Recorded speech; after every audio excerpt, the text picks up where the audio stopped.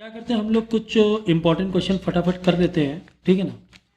और बच्चे जीएसटी और शेयर में एमसीक्यू से फंस जाते हैं। तो एमसीक्यू जैसे कि यहाँ पे दिया एमआरपी 12,000, डिस्काउंट 20%, जीएसटी 18%, अमाउंट का बिल क्या बनेगा। तो हमेशा याद रखना अमाउंट किस पर बनता है, जीएसटी किस पर लगता है, डिस्काउंट माइनस करने के बाद। तो 12,000 पैसे हैं तो 12,000 का हमें 20% डिस्काउंट है, तो 20% निकालो, बाद में माइनस करने से अच्छा है 12,000 डायरेक्ट क्या कर लें 80% निकाल लो, डायरेक्ट 80% निकाल लो। तो अब सिंप्लीफिकेशन भी थोड़ा फास्ट रखो, एक नंबर क्वेश्चन है तो 20 से 20 हटा दो, बाद में 120 इंटू 8 करो, 20 होल्ड में 20 लिख दो यहाँ पे, है ना भाई। 10 इसका बच रहा है, 10 इसका, 20 लिख दिया। अब 12 इंटू 8 खाली कर दो, 96। ये अमाउंट पर तुम्हारा क्या आएगा, जीएसटी लगेगा। तो जीएसटी तो ये 9600 तो बिल मारेगा प्लस यहाँ पे जो भी रहेगा जीएसटी रहेगा, तो प्लस 18% जीएसटी। तो 18% कैसे निकालो, इंटू 18%, इस तरह निकालोगे। तो हमेशा याद रखो कि एस्टिमेशन बहुत ज़रूरी है। एस्टिमेशन रफली रखो, अगर कहीं पर कुछ एरर हो रहा है तो एरर के चांस कम होंगे। हमें पता है कि 9600 का 18% लगभग कितना आना चाहिए, तो ये चीज़ का ध्यान रखना एस्टिमेशन। तो भाई बात समझो ना, किसी का भी 10% क्या होता है, जैसे कि 9600 है, किसी का भी 10% क्या होता है, 10 हट जाता है। 9600 का 10% क्या होगा, 960 होगा। तो ये चीज़ ध्यान रखो, एक रफ फिगर। तो ऐसा 10% अगर बोला जाए तो 10% ऐसा निकालने के इतना बड़ा करने की जरूरत नहीं है, डायरेक्ट 10 गायब कर दो। तो यानी 20% क्या होगा, इसी का डबल। 960 का 20%, 9600 का 20% क्या होगा, हमें पता है 10% 960 है, तो 20% लगभग 960 का डबल लगभग 1900-2000 के बीच में आना चाहिए, लगभग, है ना। ये गेटिंग माय पॉइंट। ये एस्टिमेशन दिमाग में रखो कि लगभग किसके बराबर आना चाहिए। पर 10% कितना होता है, 960 होता है, 10 हटा दो 10% के लिए 960, तो 20% 960 का डबल, क्योंकि 10% 960 है तो 20% 960 का डबल 1900, 1900 या 2000, एक रफली मैं बता रहा हूँ, ये होना चाहिए। और 18% है, यानी जो भी अमाउंट आएगा 18% 9600 का 1900, 1800, 2000 के आसपास आना चाहिए। पता है तुम्हारा, क्योंकि बच्चे का 18,000 आया जा रहा है, तो उसी टाइम गलत है फिर ये। तो ये एक एस्टिमेशन का ध्यान में रखो, वहाँ से आप एरर फट से निकालोगे कि यार 9600 का 10% तो 960 होता है, 20% होगा 960 का डबल 1900, 1800, 18% भी 20% के आसपास है ना, तो 1800-1900 के लगभग आसपास आना चाहिए, समझ गया ना। तो क्या करना है, यहाँ पे 18% निकाल लेना। तो मैंने ये चीज़ क्यों बताई इतनी, ताकि यहाँ पर 0 कट करने में या मल्टीप्लाई करने में कहीं तुम्हारा आ रहा है 18,000 या 700, 800 आ रहा है, 900 आ रहा है, मतलब गलत है, तुमने गलत किया। रफली फिगर मालूम होना चाहिए। तो ये भाई मेन बुक में रफली फिगर का तो बिल्कुल पॉइंट डाल लो। मैथ में ये सब चीज़ें ना बहुत बड़ा रोल प्ले करती हैं। रफली फिगर, ROUGH, रफली फिगर तुम्हें दिमाग में होना ही चाहिए। तो छोटी छोटी मिस्टेक है ना, कहीं भी सिली मिस्टेक हो रही है तो सिली मिस्टेक यहाँ से अवॉइड करोगे। सिली मिस्टेक को दूर करने का इसके अलावा कोई और तरीका नहीं, कोई और तुम्हें सिखा नहीं सकता है कि सिली मिस्टेक मतलब सिली मिस्टेक, कहीं भी कुछ भी कर जाओ, है ना। तो ये रफली फिगर होता है, एस्टिमेशन होता है, ये दिमाग में रखना है कि 10% मतलब 10 हटा के उतना हुआ। जैसे एग्जाम्पल के तौर पे 5203 या ऐसा कुछ है अमाउंट, चलो ऐसा आ जाए 5304, हमें पता है इसका 10% कितना होगा, समथिंग 520.4, क्योंकि एक डेसिमल पीछे जाएगा, जीरो तो है ही नहीं कि एक जीरो हटाओ, तो 520 प्लस 500 के आसपास है 10%, यानी 20% 1000 के आसपास आ जाएगा, है ना। तो एक ये रफ फिगर। तो अब इसका तुम्हें 5204 का 20% तुम निकालने जा रहे हो, दिमाग में रखना है कि 1000 के आसपास आने आएगा, 1100, 10,500 जो भी है, 1050 इसके आसपास आना चाहिए। आ रहा 10,000 के आसपास, यानी हाँ भाई तुम तो गड़बड़ कर रहे हो बहुत बुरी। तो इन सब चीज़ों का ध्यान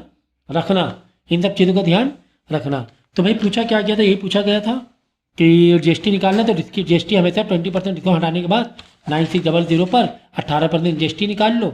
अगर बोलेगा पूरा बिल बताओ तो 18% जो जीएसटी आएगा 9600 में ही ऐड कर देना, 12,000 की तो कहानी खत्म कर दो, ठीक है ना। इन सब चीज़ों को ध्यान रखना, छोटी छोटी बातों को ध्यान रखना। तो अब देखो जैसे कह रहे हैं आईजीएसटी बताओ 40,000 पर विथ 28%, आईजीएसटी है हमारे पास दो पार्ट कौन से, इंट्रा स्टेट। अब आईजीएसटी तो तुम्हारा क्या हो गया, एक की दो, अरे सॉरी एक भाई ये ध्यान रखो, आईजीएसटी मतलब 1, क्यों, आईजीएसटी मतलब ओनली 1, एंड सीजीएसटी है या फिर एसजीएसटी है तो तुम्हें वो दो में देना पड़ेगा अलग अलग। तो यहाँ पे 28% है, तो तुम्हें यहाँ 14% करने की जरूरत नहीं है। नहीं है। अगर यहाँ पे CGST पूछता और 28% है तो 40% निकालना पड़ता, 14% निकालना पड़ता। तो क्या ये बहुत इंपॉर्टेंट पॉइंट नहीं था? क्या ये बहुत इंपॉर्टेंट? तो यहाँ पे तो फिलहाल IGST तो 28% ही निकाल लो। 40,000 28%, पहले एक जीरो में कम करो, मतलब 4,000। अब 28 है, 3 गुना 10%, 3 गुना 12,000 के आसपास फिगर है। तो कितना आसानी से चीज़ों को हम लोग समझ सकते हैं 12,000 के आसपास। लेकिन यहाँ पे इत्तेफाक सभी 11-12,000 के आसपास थे, तुम्हें 20% निकाल लेना क्या जा रहा है, क्योंकि सभी क्या उसी के आसपास दौड़ रहे हैं। ठीक है ना, उसी 12,000 तो हो गए ही नहीं बिल्कुल, तो देख लेना भाई, निकाल लेना। ठीक है ना, बात समझ में? IGST तो पूरा पूरा लेंगे, अगर यहाँ पे CGST या SGST होता तो इसका आधा लेते। बात समझ में आ गई कि नहीं आ गई? तो इन सब छोटी छोटी चीज़ों के क्या हम लोग ध्यान रखेंगे? अब यहाँ पे ऐसे पूछ लिया गया इंट्रा स्टेट का मतलब क्या हो? इंटर स्टेट, इंटर मतलब एक की दो, एक इंटर मतलब एक एक स्टेट। एक स्टेट में कितनी GST लगती है पता है ना? अरे वो लगती है ना, इंटर में ना एक लगती है, इंट्रा में दो लगती है। देखो 2 स्टेट है तो एक GST लगेगी, ये कई बार समझा चुके हैं भाई। हाँ सब पता है। 2 स्टेट है तो 1 2 स्टेट 1 GST, पूरी की पूरी। ठीक है, अब इसको बोलते ही क्या है टेक्निकल वर्ड में? 2 स्टेट को इंटर बोलते हैं। क्या बोलते हैं? इंटर स्टेट बोलते हैं। क्या बोलते हैं? Inter state. इंटर स्टेट मतलब 2 स्टेट, 2 स्टेट मतलब 1 GST। ठीक है, 1 स्टेट है, 1 स्टेट है तो उसको बोलेंगे इंट्रा स्टेट। क्या बोलेंगे? Intra state. याद रख लो, 1 स्टेट विद इन स्टेट क्या है?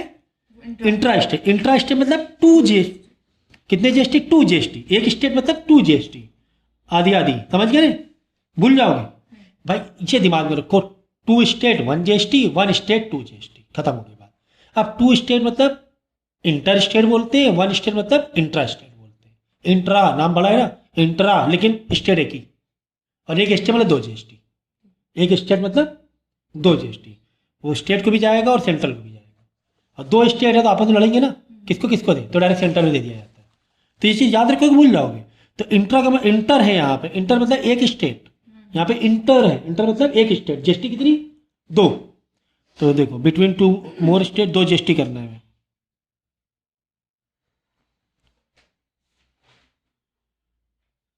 ठीक है, क्या हो जाएगा? बिटवीन 2, इंटर स्टेट है 2 और मोर स्टेट। इंटर का मतलब ये हुआ ना 2 स्टेट या 2 से ज़्यादा। इंटर कंपटीशन स्कूल क्या होता है बोलते हैं ना, स्कूल का इंटर कंपटीशन, स्कूल का मैच है, 2 स्कूल के बीच में मैच है, 2 3 4 स्कूल के बीच में मैच है। तो यहाँ पे 2 या 2 से ज़्यादा स्टेट, इंटर स्टेट। समझ गए? ठीक है ना, टैक्स एक ही जाएगा, टैक्स एक ही जाएगा। ठीक है ना, ये ध्यान रखना। तो ये सब छोटी छोटी बातें हैं भाई, ध्यान रख लो। अब ये देखो CGST 2 स्टेट है ना, 2 स्टेट 2 GST ना, 2 GST मतलब एक स्टेट। एक स्टेट को टेक्निकली क्या बोलते हैं? इंट्रा स्टेट बोलते हैं। क्या बोलते हैं? Intra state. समझ गए ना? फर्स्ट मत जाना, एक एक नंबर ऐसे नहीं खा जाना तुम लोग। ठीक है ना, तो इन सब चीज़ों का भाई ध्यान रख लेना, क्योंकि हमारा इस लेक्चर का मतलब है कि आपको जहाँ पर आपके एरर्स हो सकते हैं उन एरर्स को हमें अवॉइड करना है। उन एरर्स की क्या करना है? अवॉइड करना है। देखो यहाँ पे MRP 10,000 दी, डिस्काउंट 10%। 10% डिस्काउंट मतलब 1,000 रुपये हटा दो, क्योंकि 10,000 के 10% क्या होगा? 1,000 होगा। एक जीरो हट जाता है, 1,000 हटा तो बचेगा 9,000। 1,000 पे मत मार देना, 10% हटाने के बाद बचे क्या? 9,000। 9,000 पे GST 5% देख लेना कितनी हो रही है, और अमाउंट तुम्हें निकालना है। तो पहले GST निकाला 5%, फिर जो भी डिडक्ट किया हुआ अमाउंट था 9,000 आया था ना, 9,000 में वो GST ऐड होगी। वो 9,000 पे होगी, 10,000 पे नहीं। Discounted value. डिस्काउंटेड वैल्यू पर होगी, डिस्काउंट हटाने के बाद। डिस्काउंट हटाने के बाद। तो इन सब चीज़ों का ध्यान रख लेना भाई। तो ये वाला समझ गया? ये वाला नहीं कराया अभी मैंने, ये कराया तभी नहीं कराया।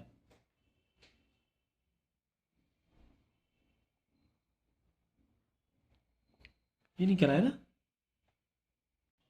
तो भाई ऐसे क्वेश्चन कितने बार करा दें कि शॉपकीपर है, होलसेलर है, तो पहले कौन आता है? होलसेलर आता है, फिर शॉपकीपर आता है, बाद में कंज्यूमर भी है। कंज्यूमर है जो कस्टमर है, 3 लोग हैं ना, कस्टमर आखिरी में आता है। होलसेलर से शॉपकीपर बेचेगा, शॉपकीपर कंज्यूमर बेचेगा। नीचे बेचने वाला प्राइस रखना है, ऊपर GST मारना है, बीच में टोटल मार देना है। बहुत हलवे ये थे, समझा दिया था ये। अब देख ले, शॉपकीपर बॉट मतलब खरीद रहे हैं article with market price 1200 from the wholesaler at the discount of 10%। Wholesaler से शॉपकीपर क्या 1200 में खरीद रहे हैं? नहीं, 10% डिस्काउंट हटाने के बाद खरीद रहे हैं। 1200 में 10% हटाने के बाद। तो 1200 का 10% हटा दो तो क्या होगा, मतलब 1200 का 90% निकाल लो सीधा सीधा। 1200 क्या निकाल लेंगे, 90%। डायरेक्ट 90% निकाल लो, क्योंकि 10% हटाने के बाद 90% वैल्यू बची उसकी।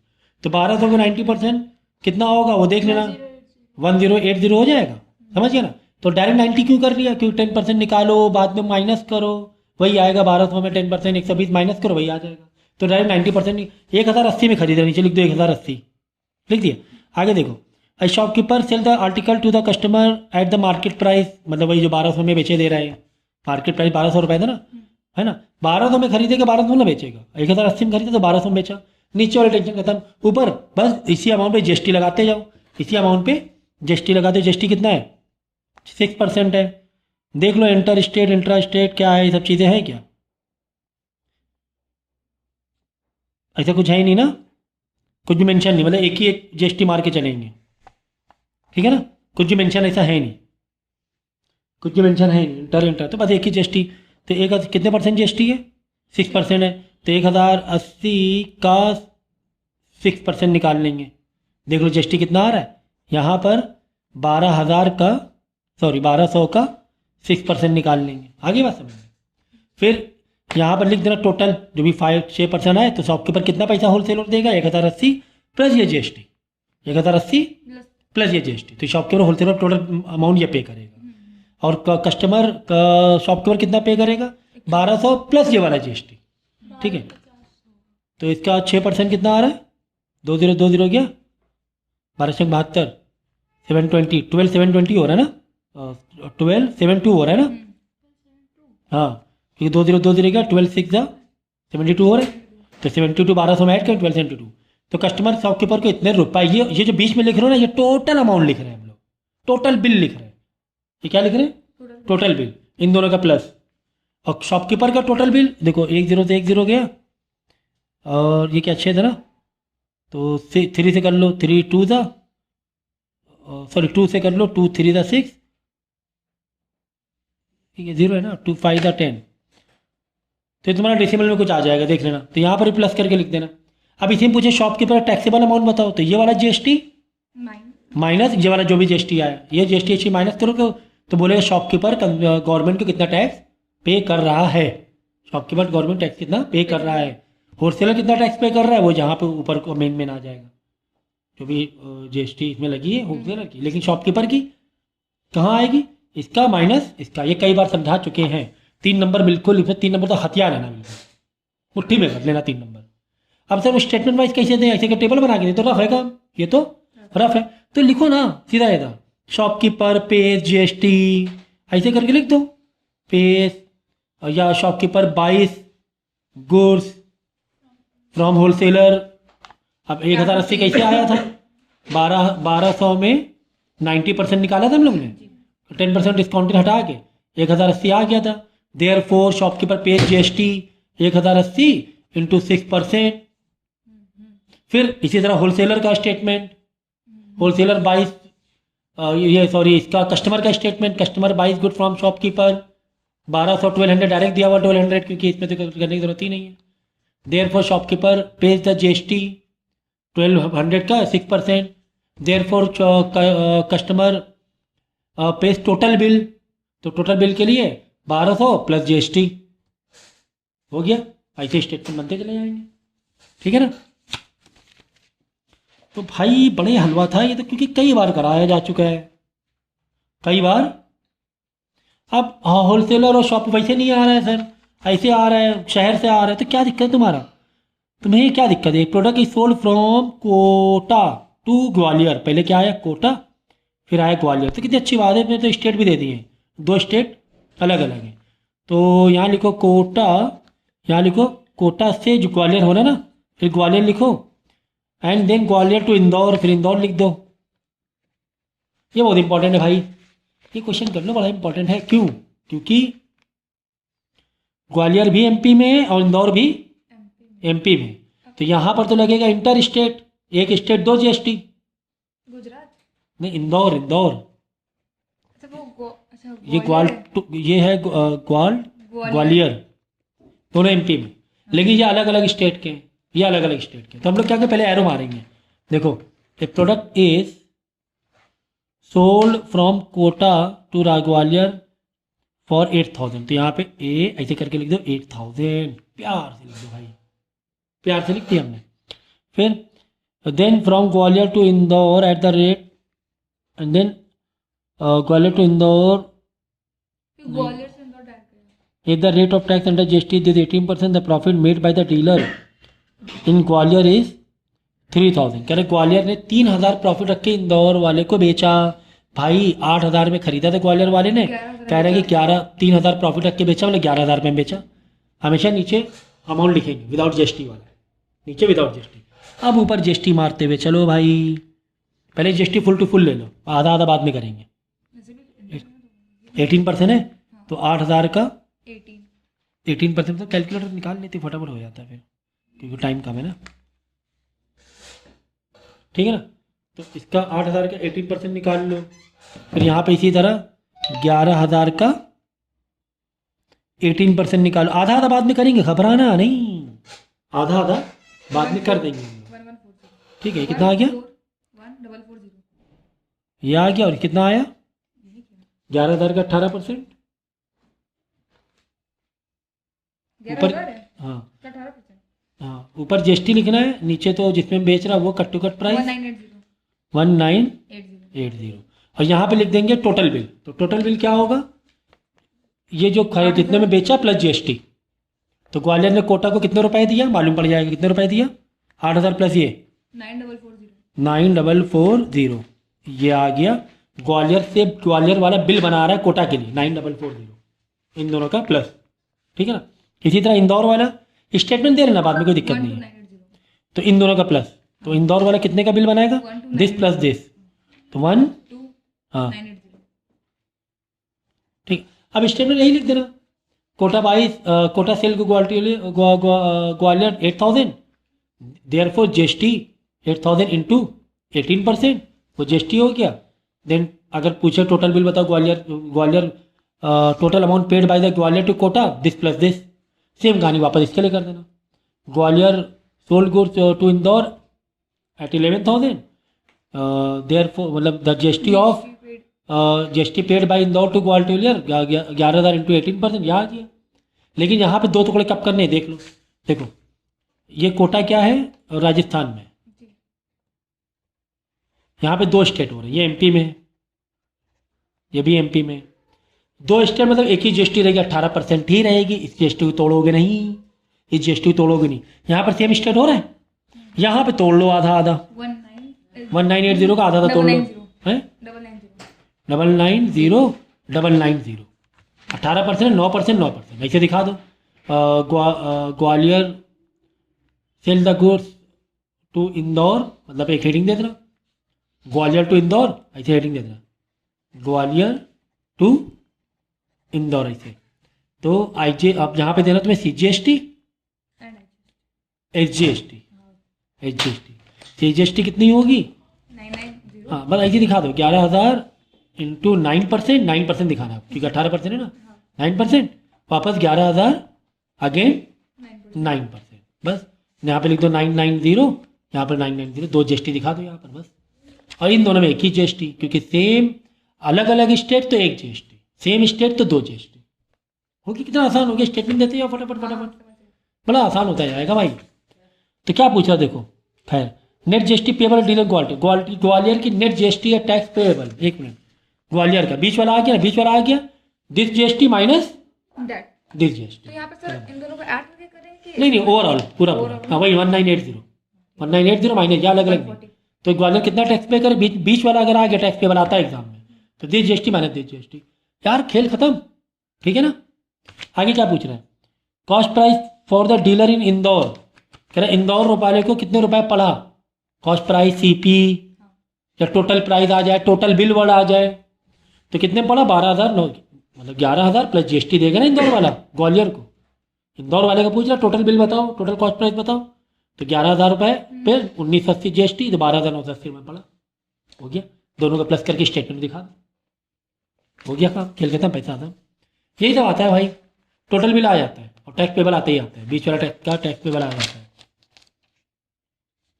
ठीक है, तो इतने काफ़ी है क्वेश्चन, टेबल वाला तो आते ही तो रटा हुआ है आप लोगों को। ठीक है। नेक्स्ट बैंकिंग में देखो, बैंकिंग में ये 3 फॉर्मूले पे हमारी पूरी बैंकिंग चल रही है। ठीक है, ये सीधा formula I equal to P into N, N plus one, 2 into 12 upon 100, और यहाँ ऊपर आर भी है, तो एक ये हो गया। अगर डायरेक्ट इन्फॉर्मेशन ना आए, इन्फॉर्मेशन आ जाए एम वी से, अच्छा ठीक है, ये तो हो गया आई निकालना। ठीक है, अगर बोलेगे एम वी भी निकालो, अगर सारी इन्फॉर्मेशन सीधी थी तो एम वी के लिए फिर एम वी निकाल लेना। कैसे एम वी निकालोगे?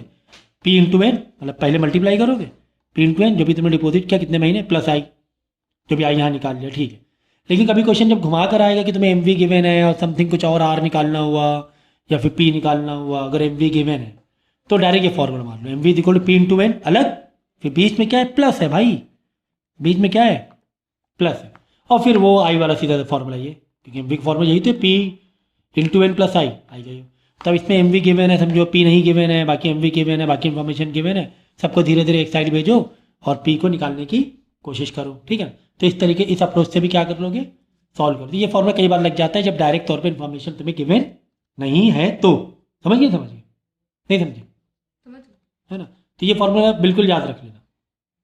अक्सर पी नहीं आ गया, अक्सर तुम्हें आर ना दिया जाए, एम वी गिवन है, पी गिवन है, आर नहीं गिवन है। कोई ठीक है, सिंप्लीफिकेशन के हमने कई लेक्चर दिए हैं भाई, सिंप्लीफिकेशन बहुत अच्छे से कर लेना, गड़बड़ ना करना। ठीक है ना?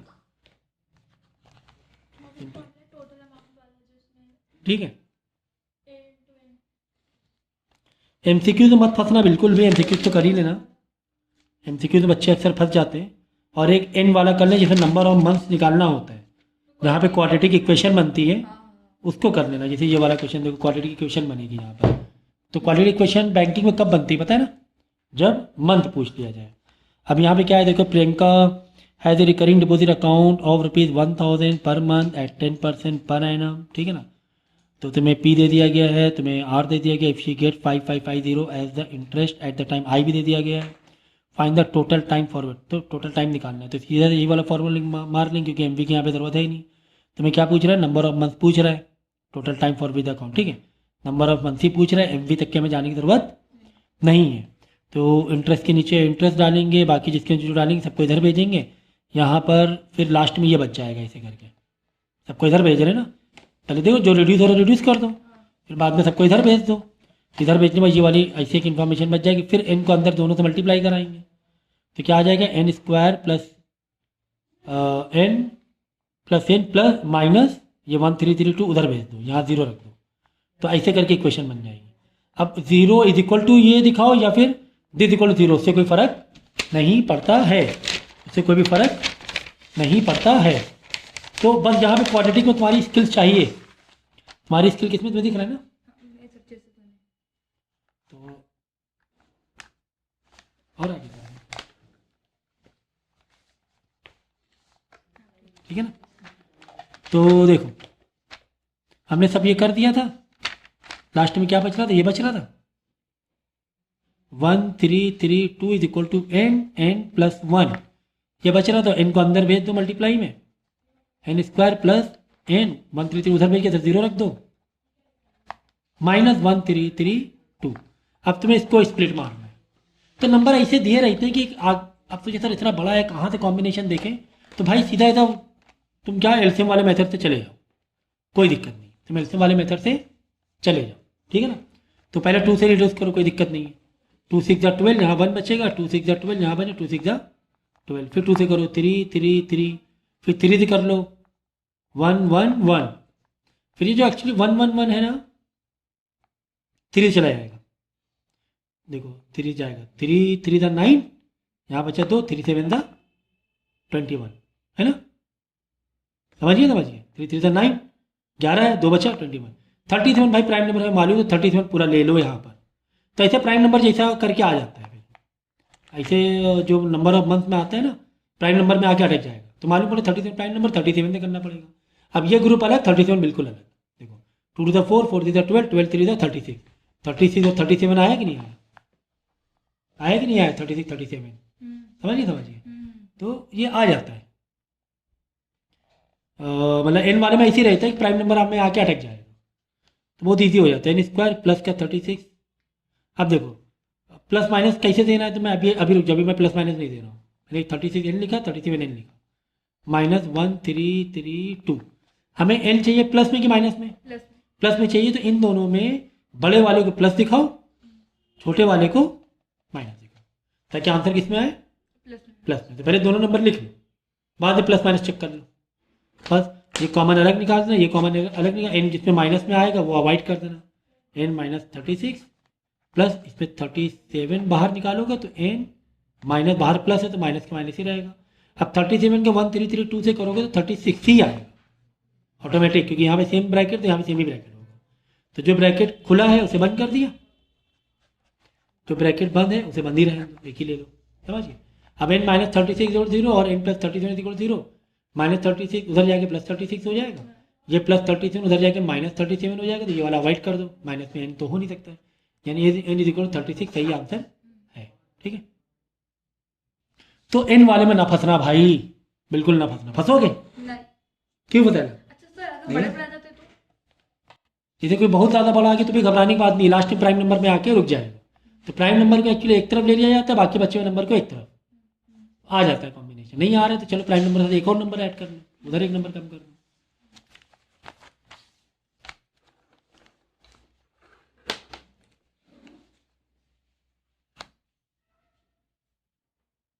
ठीक है, तो बैंकिंग तो यार बहुत बार हो चुकी है बैंकिंग, बस एन वाले ही बच्चे फंसते हैं, तो एन वाला कर लेना। शेयर एंड डिविडेंड में तो अब तो बताने की ज़रूरत नहीं होनी चाहिए, क्योंकि बहुत अच्छे अच्छे लेक्चर हमने डेवलप किए हुए हैं, वो लेक्चर दोबारा रिवाइज कर लेना। बहुत अच्छे अच्छे लेक्चर हैं जिसमें भाई शेयर एंड डिविडेंड 2 फॉर्मूले राजा हैं। कौन से 2 फॉर्मूले राजा हैं, एक तो ये कहाँ से था फॉर्मूला स्टार्टअप, नहीं कौन सा सर क्या इनकम इज इक्वल टू, ठीक है ना, income is equal to N into number of share into R upon 100 NV into NV. एक तो ये राजा है, एन इज इक्वल वापस income is equal to N का फॉर्मूला ओपन कर दो भाई। एन का फॉर्मूला क्या है, इन्वेस्टमेंट अपॉन एमवी एन का फॉर्मूला है investment upon MV MV into बाकी सेम। ये 2 फॉर्मूले तो राजा हैं भाई इस चैप्टर के 3 नंबर वाले क्वेश्चन के, ये तो 2 राजा हो गए फॉर्मूले, ठीक है ना।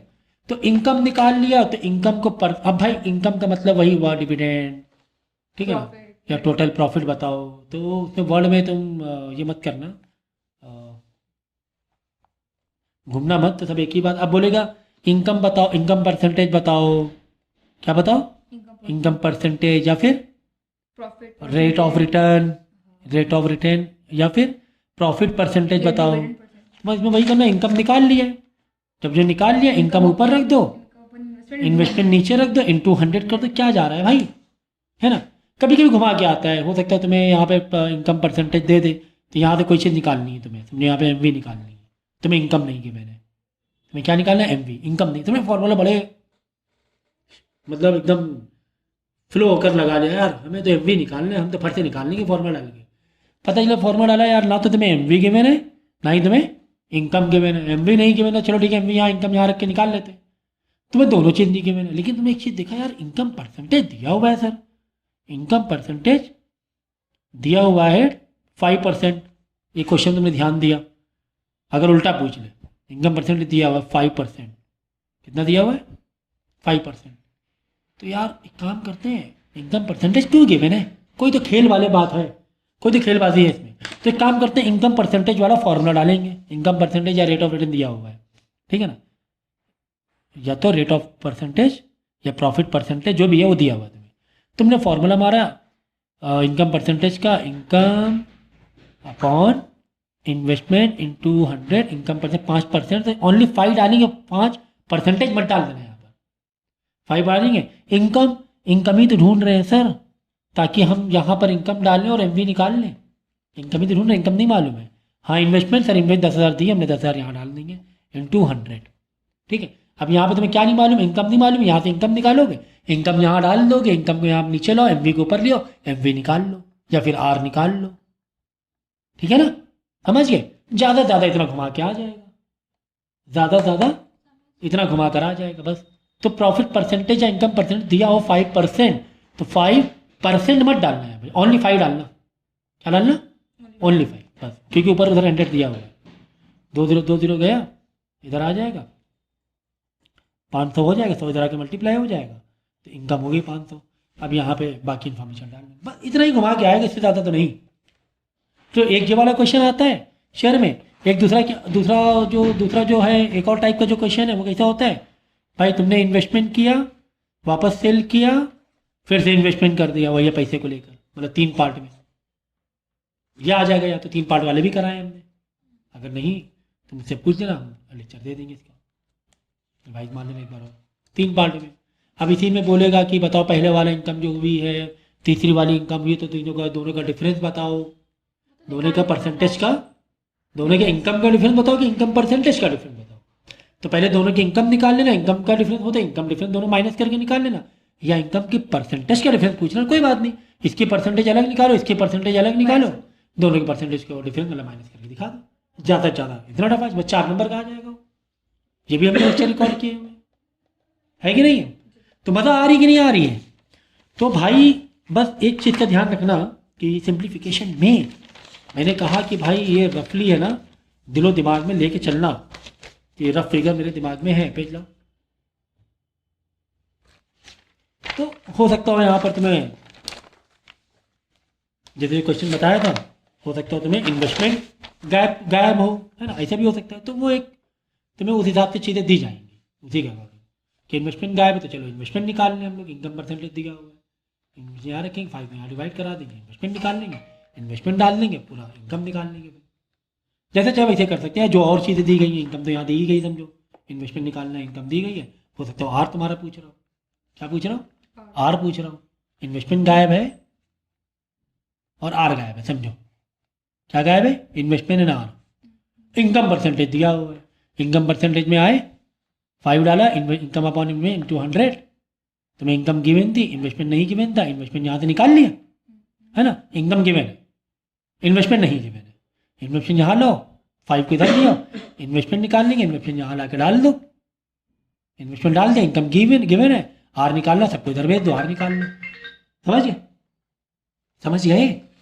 तो इस तरीके से घुमाते रहे, मतलब हलवा है यार, अगर कोई चीज़ ऊपर से तुम्हें पता है, एक होता है हर एक की मैपिंग, तो चैप्टर का मैप मालूम है तुम्हें, तो जहाँ से चाहे वहाँ से अंदर घुस जाओ तुम, ठीक है ना, रटने वाला ऐसा कुछ नहीं, कैसा है तो कैसा, एक ओवरऑल ऊपर से देखोगे तो समझ में आ जाता है। फिर सिंप्लीफिकेशन गलती ना करना, एक रफ एस्टिमेशन रखना,